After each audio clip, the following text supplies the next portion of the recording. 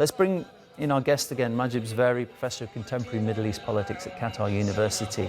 And Mahjoob's in Doha. It seems, I don't know, I mean, I am slightly guessing here, but it seems as if Hamas made sure that this was extremely well organised today. From start to finish, the whole thing was less than 30 minutes. The Red Crescent, they were there right on time, and there was no such issues with crowds. Whether or not that's actually been deliberate, that Hamas has prevented large crowds from gathering there, and they did seem to have large numbers of fighters there as a barrier to make sure that there was a large empty space around the stage. I mean, do you think that they've learned from the previous handovers? I agree with you, Neil. There are a few observations that actually goes with what you have said.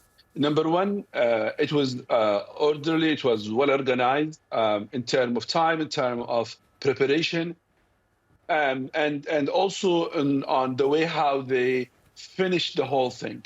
Let me highlight the following. Number one, they handle the captain to the cars, then they sign the paper. Normally, it was the opposite. Number two, they brought them in a car, which basically taken on the 7th of October, black, from the from the Israeli villages on the 7th of October. That is a very strong message.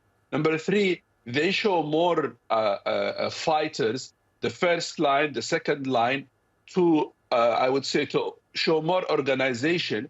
However, is to show that they have enough fighters in case someone wants to go to the war again.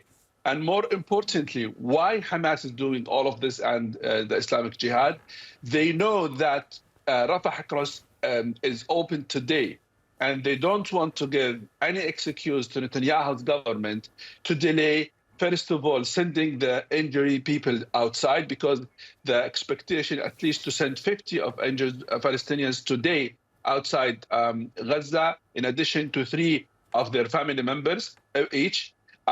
So they have no interest to see delay on that.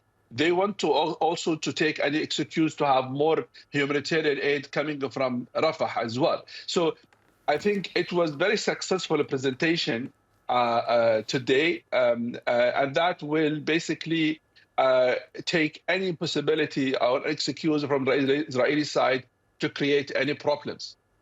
This might be a really obvious question, but I've not heard the explanation as of yet. Why do we see the hostages being released in different locations? What's the significance of that?